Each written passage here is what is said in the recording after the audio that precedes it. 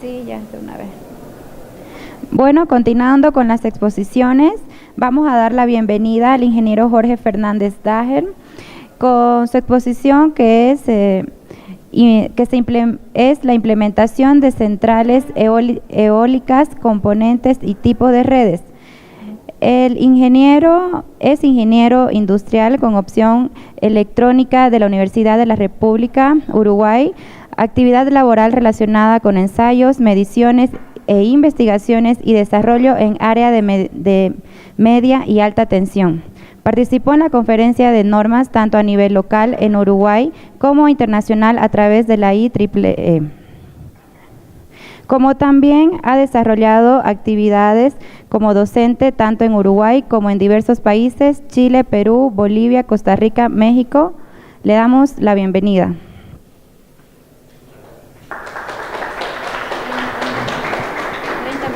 Sí, exacto. Yo igual por la duda.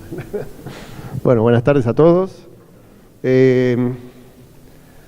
La charla de hoy va a consistir justamente, como decía ella, en aspectos que hemos visto en Uruguay en la implementación de centrales eólicas. Como ustedes deben saber, Uruguay creo que es uno de los países a nivel, debe ser el país a nivel latinoamericano y a nivel mundial, uno de los que tiene más penetración de energías renovables. A esta altura, Uruguay, por ejemplo, hay días en el año que se alimenta 100% en base a energías renovables y encima exporta, ¿eh? A Brasil, a Argentina. O sea que eso nos permitió a nosotros, como ingenieros, aprender mucho, ¿eh? De los errores que se cometieron durante algunas implementaciones. Un poco la idea de esta charla y la de mañana, que es una segunda parte, es justamente contar experiencias, no es académico, es contar experiencias reales de campo en Uruguay, ¿no? Bien, un poco la idea, vamos a arrancar viendo, bueno, cómo ha ido evolucionando la red a nivel mundial, ¿no? Se arrancó hace muchos años con generación centralizada, donde teníamos grandes centrales y pocas, ¿no? Y generalmente estaban todos conectados a sistemas de extra alta tensión o alta tensión, ¿no? Posteriormente empezó a aparecer la energía distribuida, que mi colega estuvo hablando algo ya hace un rato, ¿no? Donde empezaron a aparecer centrales eólicas, solares, biomasa también, ¿no? Donde son ya centrales de potencia un poco menores, ¿no? No son tan grandes como las anteriores, ¿no? Y empiezan a aparecer en grandes cantidades ya, y distribuidas geográficamente. Y lo último, en el caso particular de Uruguay, nosotros ya estamos en esta etapa hace unos cuantos años, también apareció la microgeneración, que ya hay generación a nivel de baja tensión en nuestras casas. Nosotros podemos tener o paneles solares o aerogeneradores e inyectar nuestra energía excedente a la red, en baja tensión, ¿no? Eso un poco ha sido la evolución de las redes a nivel mundial, ¿no? Esto ha tendido a que tenemos grandes redes muy malladas, ¿no? Empiezan a ser, en vez de grandes líneas de transmisión radiales y nada más, ahora empiezan a generarse mallas, interconexiones, etcétera, ¿no? Bien, hay un tema muy importante que son estudios previos que se deben hacer antes de implementar una central de generación, ¿no? Que es estudiar cuáles son los impactos que presenta una nueva central al conectarse a una red, ¿no? Básicamente lo que hay que hacer son cálculos de flujos de carga y estabilidad del sistema, que son los impactos más grandes que podría tener una nueva central al aparecer, ¿no? De ahí aparecen entonces estudios que se exigen. En Uruguay, por ejemplo, se exige, la empresa de energía eléctrica, la que tiene la transmisión de energía eléctrica, exige a cualquier nuevo generador que previamente presente estudios de flujos de carga, ¿no? ¿Por qué? Porque en estos casos se pueden dar situaciones de sobrecarga de algunos equipos existentes en la red. Como resultado de este estudio de flujo de carga puede ser necesario, hay que redimensionar una línea, hay que redimensionar un transformador, etcétera, etcétera, ¿no? Por ejemplo, se utiliza software para eso, herramienta muy útil, ¿no? Que básicamente se puede ver hasta con colores, ¿no? Cuáles son los efectos, por ejemplo, cuál es la situación actual y cuál sería la situación con una nueva central, por ejemplo, en las tensiones en las barras, ¿no? Lo mismo, se pueden hacer estudios de cómo varía el porcentaje de carga de las líneas al agregar una nueva central. Y simplemente con un software, hay distintos software para hacer esto, ¿no?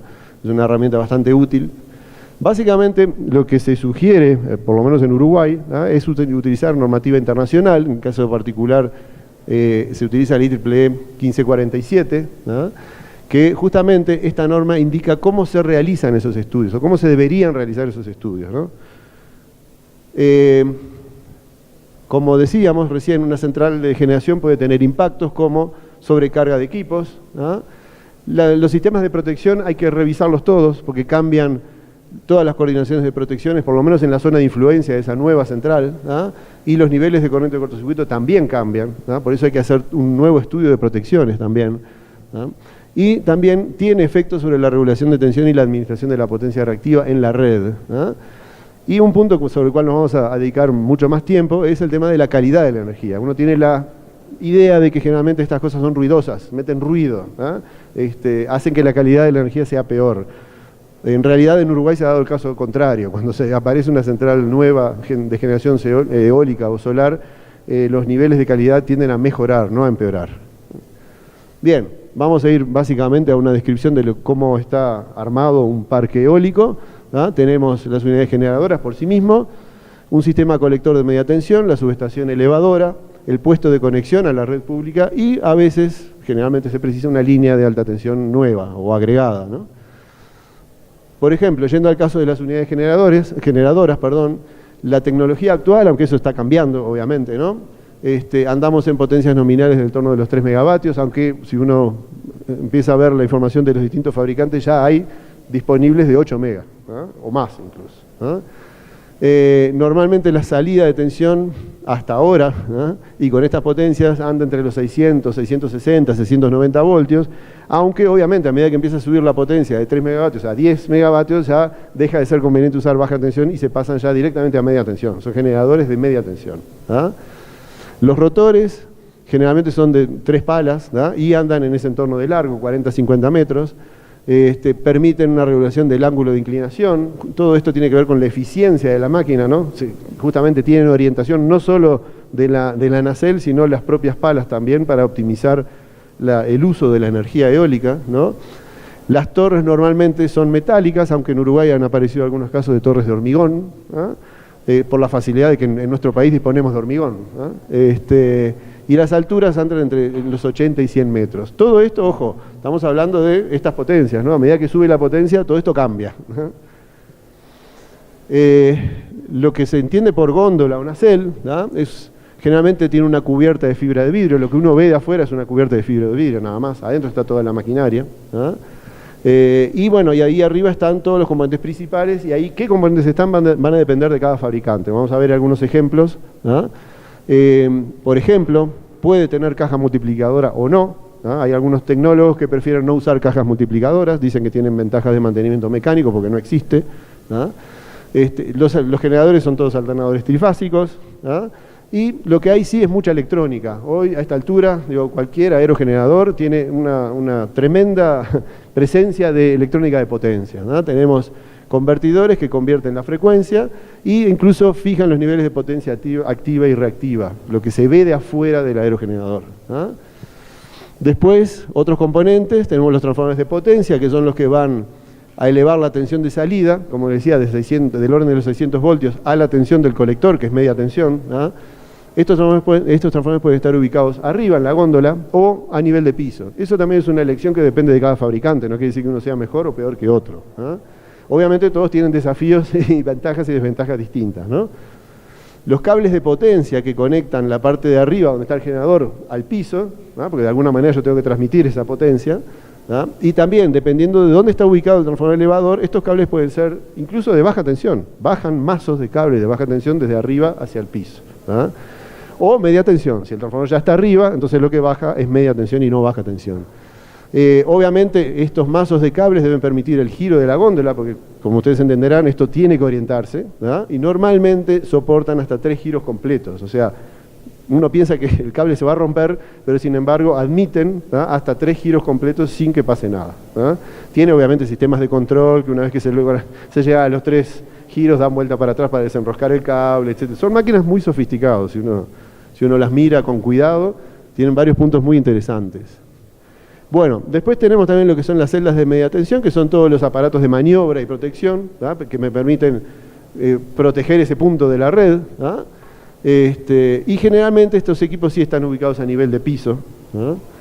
Después tenemos en la central lo que se llama el sistema colector. El sistema colector es una red de cables de media tensión que conecta cada unidad a la subestación elevadora.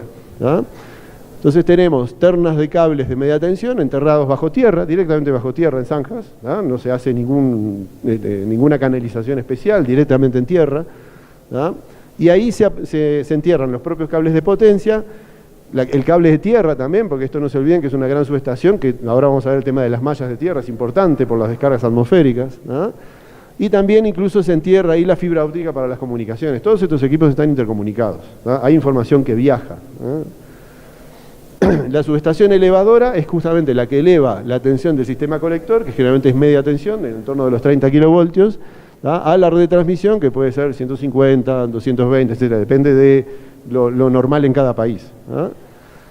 Después hay un sistema de media tensión en el edificio propio de la subestación, justamente ahí está toda la parte de maniobra y protección de la red de media, y tenemos toda una playa, lo que nosotros le llamamos playa, no sé cómo le dicen ustedes, la subestación donde está todo el sistema de 150 o 220 kilovoltios, que eso es intemperie generalmente, Vamos a ver ejemplos de unidades generadoras. Desde el punto de vista mecánico podemos ver con caja multiplicadora o sin ella, y desde el punto de vista eléctrico lo que decíamos recién, con el transformador de potencia arriba en la góndola o a nivel de piso. Ahí tenemos algunos ejemplos, son diagramas esquemáticos de algunos fabricantes, no le vamos a hacer propaganda a ninguno, pero básicamente acá se ve un aerogenerador con caja multiplicadora. Esto lo que hace es adaptar las velocidades de giro de las paletas a las necesarias para que el generador funcione. Después hay otros fabricantes que directamente no tienen caja multiplicadora, lo cual según ellos dice que reduce el mantenimiento porque no hay piezas mecánicas casi. Esto es directamente el generador a electrónica de potencia y ella es la que se encarga de generar los 50 o 60 Hz que sean necesarios para inyectar a la red. Esto no importa qué velocidad gira. La electrónica se encarga de, del otro lado, sacar frecuencia industrial. Este es un corte de un fabricante cualquiera donde se ve el aerogenerador y acá no está la caja multiplicadora, es más chica, es cierto, es más liviana, tiene menores problemas de mantenimiento. Acá hay un ejemplo donde sí hay una caja multiplicadora, acá se ve la parte del generador, acá está la caja multiplicadora y acá no se ve en la foto, pero acá están las paletas. Y desde el punto de vista eléctrico, como yo les decía, tenemos un generador de arriba, el transformador arriba, y lo que baja es un cable de media y abajo tenemos las celdas de media tensión. Esa es una configuración posible. Otra es, pongo el generador solo arriba, y bajo con un cable de baja y abajo tengo transformador y celdas. E incluso hay algún fabricante, según ellos más sofisticados, que en realidad baja un cable de baja tensión pero de continua, no de alterna. Arriba hay un generador, hay un rectificador que pasa de la alterna que genera esto a la continua, transmite continua hacia abajo y abajo hacemos el paso inverso. Inversor, transformador elevador y celdas. Algunas imágenes de estas sillas no son sacadas de folletos, son imágenes reales de trabajos que hacemos nosotros. Obviamente se darán cuenta que acá no sobra espacio, no es un lugar amigable, es un lugar bastante ruidoso, cálido, incluso para subir ahí hay que tener certificaciones especiales, no cualquiera puede subir ahí, tiene que pasar por controles psicológicos de doctores y no sé qué cantidad de cosas más. Y un entrenamiento para salvataje, no se olvide que ahí están a 80, 100 metros de altura, si alguno de los compañeros sufre un desmayo o le pasa algo, hay que rescatarlo, entonces ahí nos convertimos en bomberos, y directamente lo tiramos por afuera. No es por adentro de la torre, se baja por afuera, tiene que ser rápido. Ahí se ven los mazos de cable, esto es el interior de la torre, ven, este caso creo que eran cables de baja, no me acuerdo bien exactamente, pero se ven todo el mazo de cable que baja a lo largo de la torre.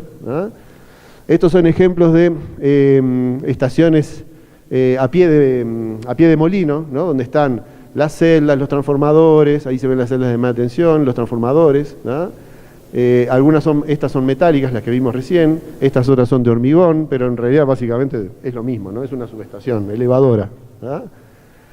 Incluso en algún caso en Uruguay se ha usado este formato que es más bien norteamericano, es el famoso formato pad mounted, que en Uruguay no hay salvo en algún parque eólico y nada más.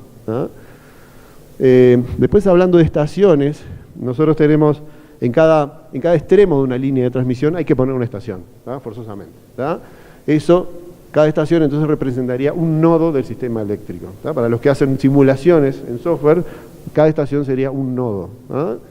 Ahí tenemos algunas imágenes de estaciones típicas, donde se ven todos los componentes, las llegadas, a ver si se ve mejor. Esta estación está en obra, justamente.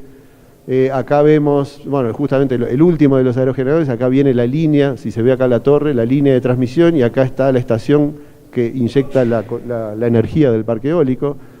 Otros ejemplos, ¿no? Incluso acá ven que esta es una estación donde tiene 2 transformadores, eso quiere decir que hay 2 parques eólicos, ¿no?, conectados al mismo punto, ¿no? E incluso en algunos casos también, todas estas que vimos anteriormente son exteriores, son de uso externo, ¿no?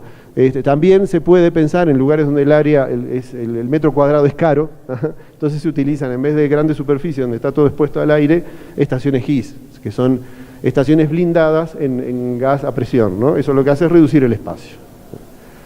Bien, hablamos hace un rato de sistemas de puesta a tierra, ¿no? ¿Cuál es la función de un sistema de puesta a tierra? No es solamente una malla, es mucho más que una malla, ¿no? Pero bueno, esto dar condiciones de seguridad a las personas que están ahí trabajando, ¿no? La idea es que en caso de que haya una falla, un cortocircuito, una caída de un rayo, etcétera, etcétera, esa corriente de falla no circule por el cuerpo humano, sino que circule por algún lugar, ¿no?, y termine en la tierra, ¿no? Esa es un poco la función del sistema de puesta a tierra, ¿no? Para eso hay normas internacionalmente, creo que en todo el mundo se usa más o menos lo mismo, ¿no? 2 normas, la IEEE 80 y el 81, tanto para diseño de la malla como para después hacer las medidas, porque no solo hay que diseñarlas, sino que hay que después probar y ver que efectivamente están funcionando bien, porque no se olviden que esto es nuestra seguridad, ¿no? Ahí hay un ejemplo de cuáles son los posibles problemas que podemos tener en una subestación, y aparecen lo que se llaman las tensiones de paso y de toque. La tensión de paso, con este esquema se ve que es la diferencia, esta gráfica vendría a ser la diferencia de potencial en caso de un cortocircuito, ¿tá? Hay una corriente de cortocircuito que fluye a la malla, ¿tá? Y como esto no tiene resistencia cero, que sino que tiene un valor, ¿tá? No existe nada con resistencia cero, ¿tá? Eso en el papel nada más, en la realidad todo tiene resistencia. Entonces corriente por resistencia me da tensión, es la idea básicamente, ¿tá? Entonces aparece un perfil de tensiones, lo que se llama tensión de paso es la tensión que aparecería entre los 2 pies de una persona caminando en una sujetación, ¿tá? Esa tensión no puede superar determinado valor que se calcula, si no caigo electrocutado, ¿tá? Lo mismo lo que se llama la tensión de toque, una persona que está trabajando en un tablero, ¿tá? Aparece una diferencia potencial entre sus pies y la mano, ¿tá? Ese también es un valor máximo que se calcula que no se debe superar. Bien, esto les muestra un ejemplo muy esquemático de cómo sería el sistema de puesta a tierra en una central eólica, ¿no? Donde tenemos las típicas mallas que ustedes deben conocer de una subestación, esta sería la subestación, pero no se olviden que la central es mucho más grande que solo la subestación, ¿tá? Entonces tenemos en cada aerogenerador una malla de tierra y a su vez cables de mallas de tierra que se conectan cada uno de ellos de su malla de tierra propia a la malla de tierra de la subestación. Es un gran sistema de puesta a tierra, ¿tá? Ahí tienen un ejemplo de un corte, cómo se hace la malla en la base del aerogenerador, ¿no? Esto es el hormigón y todas estas rayas son conductores de cobre, ¿no? Ven que hay circulares y también radiales, ¿no? Vamos a la parte de estaciones entonces, que no me quiero pasar del tiempo. ¿Cómo vamos? Vamos bien, bueno.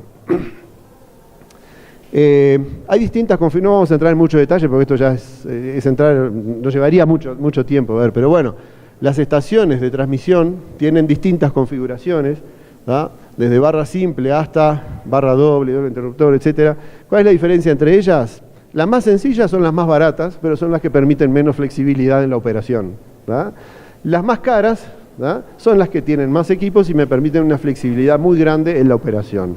Por ejemplo, para no aburrirlos, vamos a ver un ejemplo de cuál sería una topología de subestación de alta tensión que permita una flexibilidad muy grande, ¿tá? Obviamente esto es más caro, porque tiene más equipos, ¿tá? Acá, por ejemplo, tenemos una llegada de línea, acá viene la línea de transmisión, ¿tá? Y acá tenemos la salida a un parque eólico y acá tenemos la salida a otro parque eólico, ¿no? Esto es el esquema solo de la estación, ¿no? Falta todo lo demás, ¿tá? Pero acá tenemos interruptores, seccionadores, acá tenemos interruptores y seccionadores, aquí tenemos también interruptores y seccionadores y acá también, ¿tá? Y acá tenemos 2 barras, ¿tá? Una barra principal, que es la que está siempre energizada, y una barra auxiliar, la que está acá abajo, que esa opera solo en condiciones de, por ejemplo, mantenimiento o antefalla, ¿tá? Por ejemplo, vamos a suponer que queremos hacer un mantenimiento en el disyuntor de la llegada de la línea de transmisión, ¿tá? Todo esto se puede hacer sin interrumpir el funcionamiento de todo el sistema, ¿tá?, ni un microsegundo, ¿tá? Justamente esto está hecho para que no tengo que sacar nada de servicio, salvo esto, que es lo que me interesa porque le voy a hacer un mantenimiento, ¿tá? Entonces simplemente lo que se hace es derivar la energía, ¿tá?, a través de circuitos alternativos como acá. ¿Tá? Ven que tenemos, este sería el circuito principal y este es un circuito alternativo que pasa a una barra secundaria. Y acá tengo lo que se entendería el circuito de acople entre las dos barras. Entonces yo maniobrando, obviamente con una secuencia estudiada y con bloqueos, etcétera, etcétera, porque esto tiene que ser seguro, ¿no? Yo puedo sacar de servicio esto sin interrumpir la generación de energía. Nada, absolutamente nada. Lo mismo cuando quiero hacer mantenimiento en algún disyuntor, por ejemplo, de alguno de los dos parques. ¿Tá? Siempre tengo caminos alternativos que me permiten seguir generando, ¿no?, y sacar parte de la estación de servicio. Esto sale caro, obviamente, pero claro, frente a lo que se factura, ¿ustedes tienen idea de cuánto se factura por día en un parque eólico normal de 50 megavatios? Y entre 30, 40, 50 mil dólares por día. ¿No? Hagan la cuenta entonces. Por eso es que esta gente de repente prefiere invertir un poco más en equipos, ¿tá?, que ya le quedan y aparte duran decenas de años, a perder un día de generación. Bien, desde el punto de vista documental, lo que se debe entregar para que le aprueben el proyecto, ¿no?, básicamente son los unifilares, es lo que acabamos de ver recién, ¿no?, también diagramas lógicos de operación. Esto es lo que yo le decía, bueno, ¿cómo se hacen las operaciones en una estación?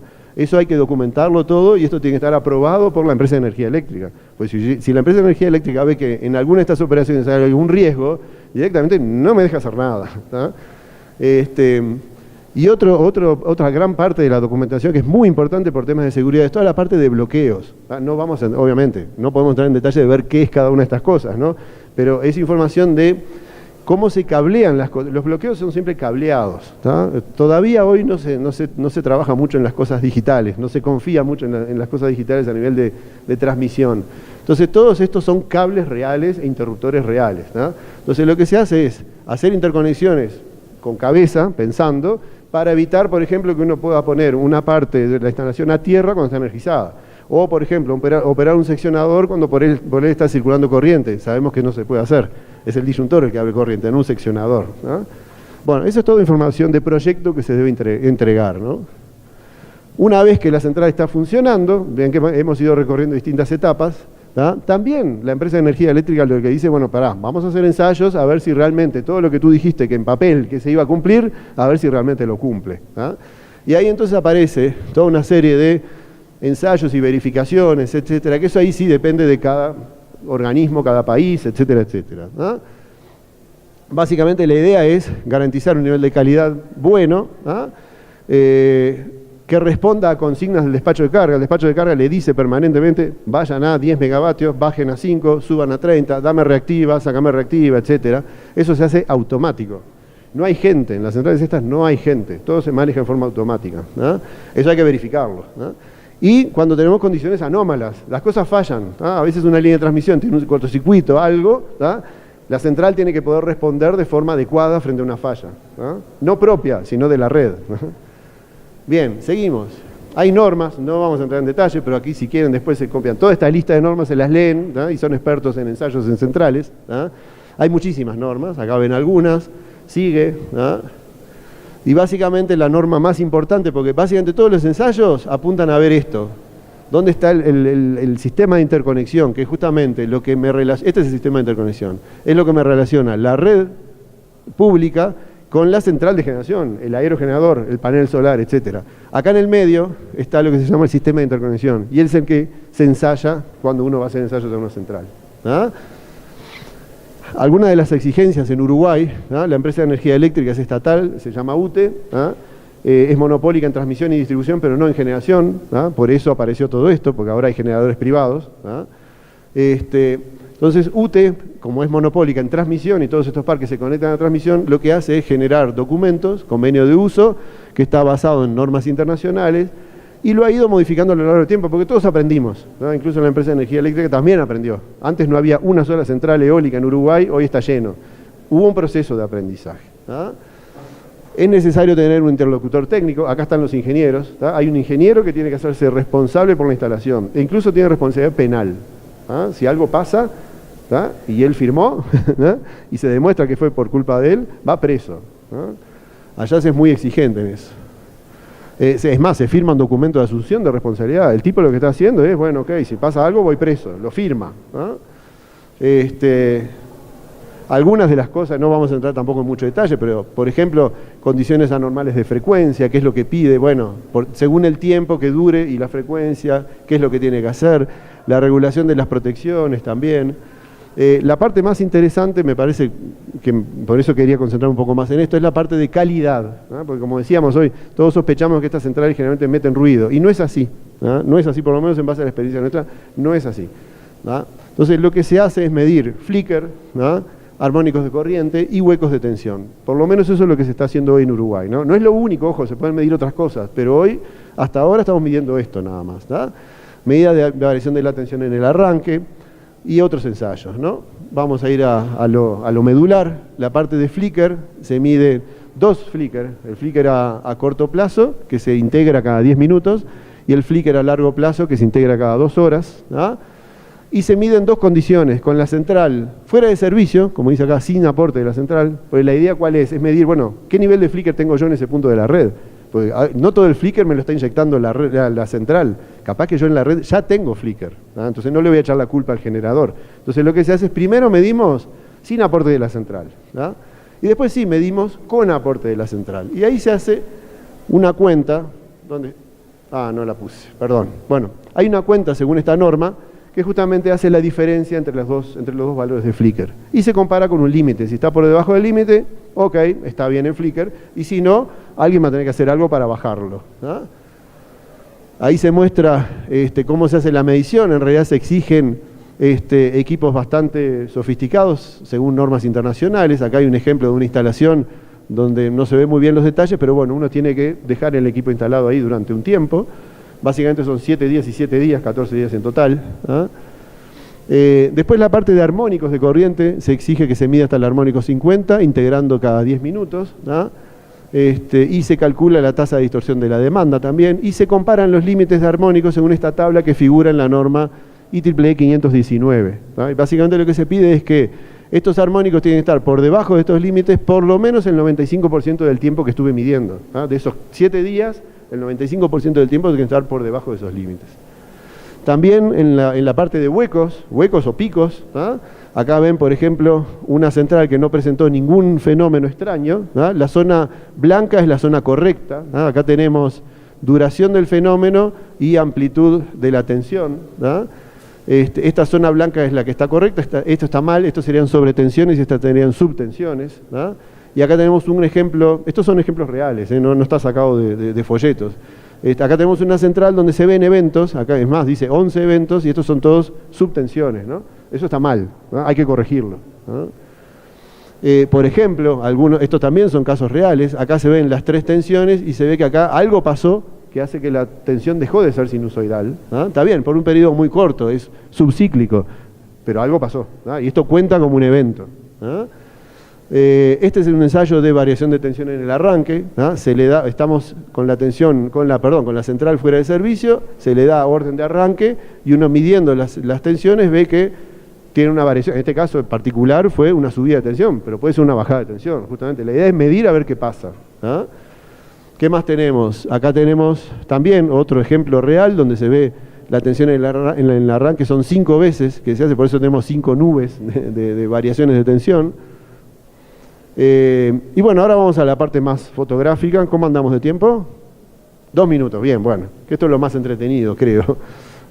Fotos de centrales en distintas etapas de su ejecución, que a veces uno no tiene la chance de verlo, me pareció interesante incluirlo acá, ¿no? Las bases de hormigón, esto no se olviden que realmente son bases importantes, estamos hablando de torres de 100 metros de altura. ¿Cuánto pesa un transformador? ¿Tiene una idea? Un transformador que puede ir allá arriba en la nacelle, en la góndola, ¿cuánto puede pesar un transformador de esos? ¿Algún valor? ¿Tiene una idea? No sé, 100 kilos. ¿Cuánto? Te quedaste cortísimo. 7, 8 toneladas. Solo el transformador, ¿no? Agreguen la caja multiplicadora si tiene, el generador. ¿Cuánto pesa una paleta? 10 toneladas. Y eso que son de fibra de vidrio y huecas, ¿no? Pero lo que pasa es que todo es grande acá. Entonces vean el tamaño y la cantidad de hierro y hormigón que va en una base, ¿no? Esto es enorme de grande. Ahí tienen ya, cuando ya está llenado de hormigón, esto en realidad tampoco se va a ver porque después se tapa todo de tierra, ¿no? Por eso tienen la suerte de verlo antes de que se tape, ¿no? Acá ven lo que es también los soportes, ¿no? para la torre metálica, ¿no? Miren la cantidad de pernos con sus bulones que hay que atornillar uno por uno. Acá se ven las conexiones de tierra también, la malla de tierra, ¿se acuerdan que yo les había mencionado? Bueno, quedan ahí sueltas para después conectarse a la torre. Acá se ve el tendido del sistema colector que yo les decía, el cable de media tensión que recorre todo el parque.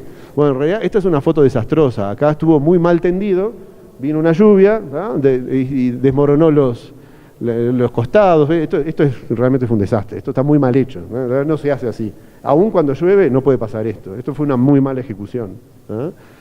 Y ahí ejemplos de cómo se va armando de a pedazos un aerogenerador, ¿no? Donde está, acá no se ve muy bien, pero está la torre, acá tenemos el hub, que es donde se conectan las 3 palas, ¿no? Y acá tenemos la nacelle, ¿no? Donde adentro está el generador por sí mismo, el transformador, etc. Ahí ven una torre armándose de a pedazos, generalmente tienen 3 tramos, ¿no? Y se van subiendo con grúa y se van abulonando en el medio. Cada vez que hay un nuevo tramo, sube la gente ahí y empieza a abulonar, ¿no? Con la grúa en el medio también. El transporte de las palas es toda una técnica. Estas zorras incluso, las ruedas, todas tienen dirección, no son ruedas fijas, ¿tá? Porque si no, no les da para doblar una curva. Bueno, ahí se ve todos los cables, que esta es la parte de adentro. O sea, me acabó el tiempo. Creo que me quedan un par de fotos y nada más, ¿no? Estos son todos los cables. Esto en realidad después se conecta hacia arriba, ¿tá? Esta es la base del aerogenerador en el piso, ¿tá? Hacia arriba estos cables después se suben, ¿tá? Y esto es lo que se mete bajo tierra y va a parar a la subestación elevadora, ¿tá? Ejemplos de cómo se sube y se baja: hay un ascensor, de todas maneras no es un ascensor lindo, no se los deseo, más bien es un balde de un aljibe, parece, ¿no? Es bastante incómodo y tiene sus riesgos también, ¿no? Es más, no sé si se ve por acá, pero en casos hay que subir o bajar por escalera, porque si esto se detiene, hay que salir, y es por escalera, ¿no? Bueno, acá se ve, por ejemplo, los caños por donde se pasan los cables que vienen de allá arriba hacia la subestación. Esta es la entrada de esos cables a la subestación, detalles de la construcción, y después toda la parte de celdas de media tensión, ¿no? La parte de cofres de zona, o donde están todas las interconexiones eléctricas, los bloqueos, ¿se acuerdan todo eso que yo les mencioné? Y acá es donde se hacen las medidas generalmente. Y eso es todo. Me pasé unos segunditos, pero bueno.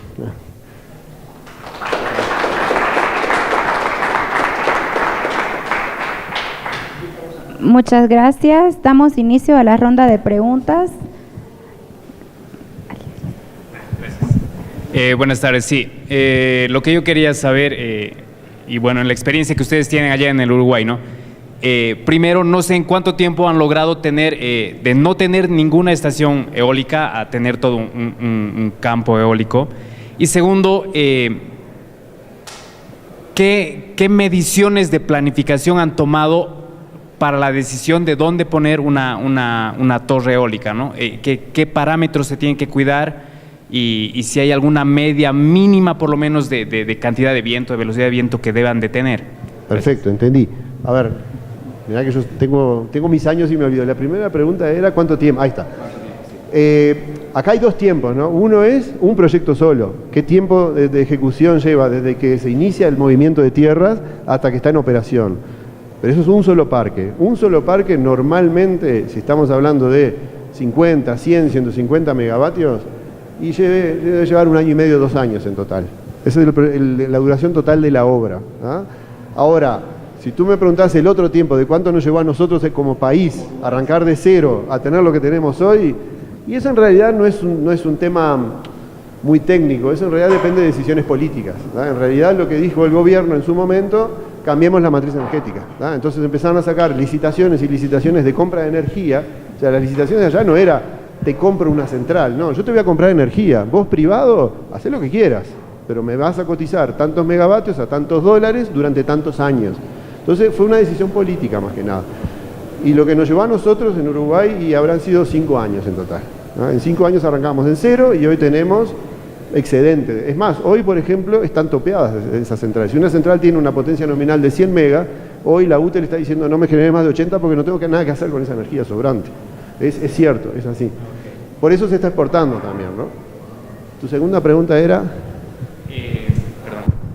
los parámetros de medición. La ubicación. Sí, la ubicación. ¿Y qué miden exactamente para decidir que ahí tiene que ir? Bien. Bueno, a ver, primero, esta es una inversión muy grande, ¿no? Fíjense que esto en realidad no es un negocio de ingeniería, es un negocio financiero 100%, cada uno de estos proyectos. Entonces, cualquier decisión que se tome, hay que tomarla con muchísimo cuidado. Por ejemplo, para elegir el lugar, hay distintas variables. Una de ellas es primero conseguir a alguien que me venda el terreno, porque yo no soy el dueño del terreno, yo soy el dueño del proyecto.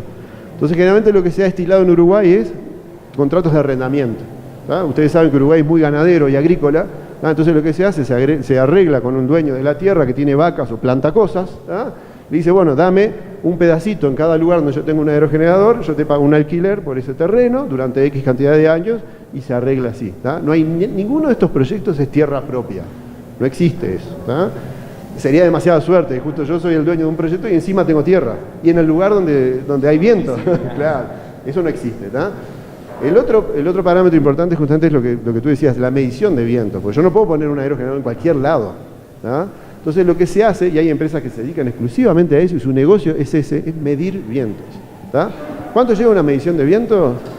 Mínimo un año, mejor dicho, mínimo 6 meses, y vos decís, extrapolo, lo que medí en 6 meses lo llevo a un año, porque uno asume que bueno, si tenemos las 4 estaciones o 2 estaciones, depende de cada país, un año es un periodo representativo de cómo cambia el viento a lo largo de todo. Después al año se vuelve a repetir todo, más o menos, ¿no? Porque el clima también tiene sus locuras. Pero bueno, hay un negocio muy importante, ¿no?, de empresas que se dedican a hacer mediciones de viento, nada más. Es más, a veces las hacen aunque nadie se las pida, porque justamente yo ya tengo eso en mi bolsillo y después lo salgo a ofrecer, ¿no? Entonces hay empresas que lo único que hicieron fue instalaron torres de medición en todos los lugares donde pudieron, y después esa base de datos la vendían. Mirá, yo tengo esto, tengo idea que eso puede salir en el torno de los $300.000 más o menos. Uno puede decir, 300.000 es caro, sí, pero ojo que un proyecto de esto sale 100, 200 millones de dólares, ¿no? Eso no es caro, ¿no? ¿Más o menos eso resuelve tu consulta? Bueno, yo le hacía esta pregunta porque casualmente estoy desenvolviéndome en un ámbito de medición de estos tipos de parámetros, y tenemos un par de estaciones midiendo pues la velocidad del viento y la cantidad del viento en un departamento del país. Pero esas torres de medición están trabajando fácilmente 2 años y bueno, pareciera de que el proyecto nunca va a arrancar porque la información está ahí. Ya se sabe de que el sitio tiene una cantidad importante de viento que podría ser un aporte interesante, pero pues ahí queda entonces. Pero eso, a ver, quiero que entiendas que son 2 negocios bien distintos. Tu negocio es medir viento. Si justo tuviste la mala suerte de que nadie se interesó y bueno, invertiste 2 años de medida de viento y nadie te lo va a comprar. En realidad, es 100% económico esto. Claro, en realidad mi cliente directo es la empresa que genera pues energía en el país, pero... Sí, pero ojo con eso, por eso te digo, allá se dio ese caso, donde hay empresas que se dedican a hacer mediciones y apostaron, dijeron, bueno, yo voy a medir acá porque me parece que hay bien. Ojo, aparte si vos no tenés medidas, ¿cómo sabés dónde poner la torre de medición? Ahí también un poco de apuesta, ¿no? Si nunca hay nada, alguien tiene que jugársela la primera vez. Y bueno, eso es un riesgo que corren las empresas que miden viento, ¿no? Es así.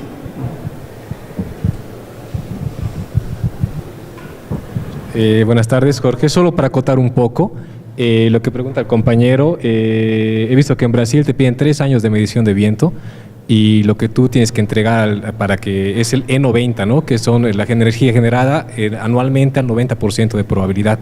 Entonces, en base a eso, tienen ciertas definiciones. Pero sí tienes de que tiene que ser un negocio financiero, ¿no? Lamentablemente, en Bolivia, toda la parte de generación como tal es monopólica. Es un monopolio, contrario a lo que pasa en Uruguay y en Brasil. Entonces, al ser un monopolio como tal, se basan en decisiones políticas al 100%, ¿no? Tengo 2 preguntas rápidas. No sé si tienes alguna idea de cuánto es el factor de capacidad promedio de los parques en Uruguay. Sí. Y ¿qué estrategias utiliza Uruguay como país dentro de la operación para atender todo lo que es la incerteza y la aleatoriedad del viento? Bien, buena pregunta. La primera es bien fácil de contestar, 38%. ¿Ah? Ojo, es un dato histórico, ¿no? De los 4 o 5 años que hace que estamos generando, y en promedio, ojo, de repente hay alguna central que tiene un valor mayor, otras que tienen un valor menor, pero el promedio en todo el país es un 38%. O sea que eso también le sirve para evaluar que si yo voy a instalar 100 megavatios, en realidad no tengo 100 megavatios, tengo 38 megavatios. ¿Ah? Y eso se debe a la variabilidad del viento. ¿Ah? La otra pregunta era, ¿cuál es la estrategia en cuanto a... Sí. A ver, esto también es riesgo, es lo mismo que hablábamos recién del tema de las medidas. Hay cierto riesgo en el negocio, ¿tá? Porque el viento no es predecible, ¿tá?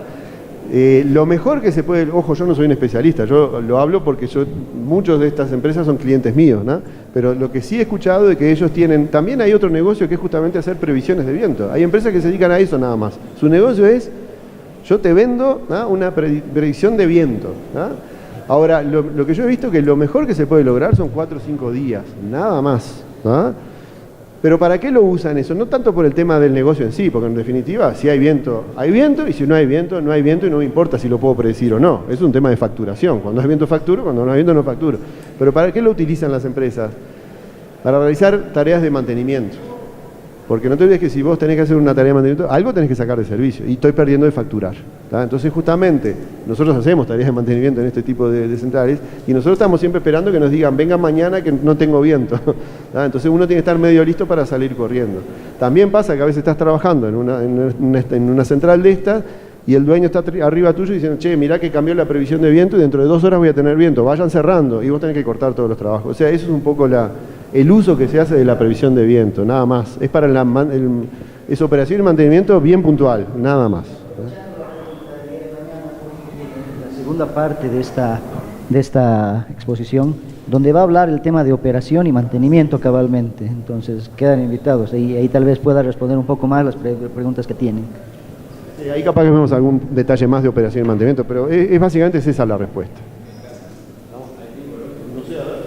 ¿Se escucha a sí mismo? Vale. Bueno, yo soy Julio Normey de Brasil, de Florianópolis. Yo trabajo con control automático y sistemas de gestión de energía. Y te iba a hacer una pregunta, no sé, tal vez solo por curiosidad, en el tema, ustedes estás trabajando siempre con empresas que te venden el paquete, digamos, las empresas instalan y colocan el sistema de control de las turbinas totalmente cerrado. O sea que en ese tipo de cosas no hacen interferencia, porque justamente una de las cosas que nosotros estamos trabajando es que la predicción del viento puede ayudar en la gestión del control de la generación. ¿Tá? Porque ahí tú puedes, inclusive se instalan sistemas que pueden prever el viento algunos metros adelante de la turbina para saber qué es lo que la turbina va a recibir y con eso tú alterar tu estrategia de control de producción. Sí, pero tú acabas de mencionar algo que es muy interesante y cortamos ya porque si no nos vamos de tiempo. Acá hay otro tema de negocios también. Lamentablemente esta charla dejó de ser de ingeniería, pasó a ser de negocios. Pero es la realidad, es así, listo. Y los ingenieros tenemos que hacer las cosas lo mejor posible con el mejor costo posible, ¿no? Para eso somos ingenieros. Capaz que sería mejor ser otro tipo de profesión, pero bueno, no importa, nos tocó esto. No, a ver, el tema con los sistemas de control es muy cerrado, ¿no? Los tecnólogos esto se lo guardan con un secreto tal que es imposible. Por ejemplo, una de las cosas que se pide en Uruguay, la empresa de energía eléctrica le pide al que está por instalar una central, dame el modelo en ATP, cualquiera de estos software que le permita hacer simulaciones dinámicas.